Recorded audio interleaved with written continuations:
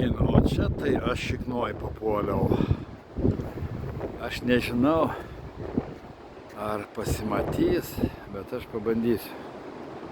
Matote, kas darosi ten?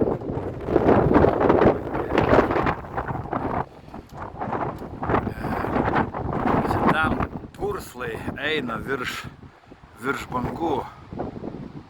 Ten pizdėts. Karts nuo karto čia girdžiu ir matau, kaip lūžta medžiai nuo vėjo. O tam bebrynė buvau, kur prieš tai rodžiu ten. Tai tie nedagriaužti medžiai jau visi nulūžo, nes vėjas eina iš tenais į čia. O ten, blet, kas darosi? Na, telefonas negali persiųsti. Bangos jos, aišku, nedidelės. Sakiau, kad čia negali jos susiformuoti didžiulės.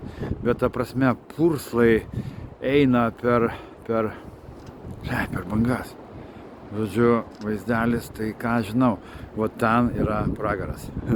O čia aš, kaip visada, randu tokią užuovėją. Štai tos, tokią gražią. Bet va čia norėjau pažvejoti, tinklus pasistatyti, bet matot, kokie gūsiai užeina. Čia su gumeška išplaukti dabar neina, todėl kad kai būna gūsiai, tai tą gumešką verčia. Tiesiog aš ją dabar pririšau, nes kitaip ją pūstų.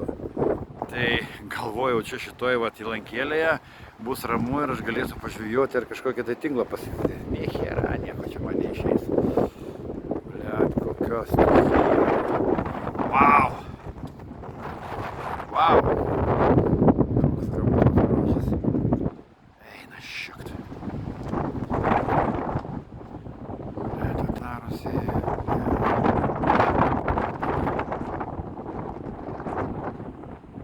Gaila, vat. Negaliu perkyti to. Ir dabar iš tikrųjų viena pusė tai bijau eiti, nes ten medžiai karts nuo karto lūžta, kaip pis per galvelę, tai turbūt būsiu visiškai negyvas.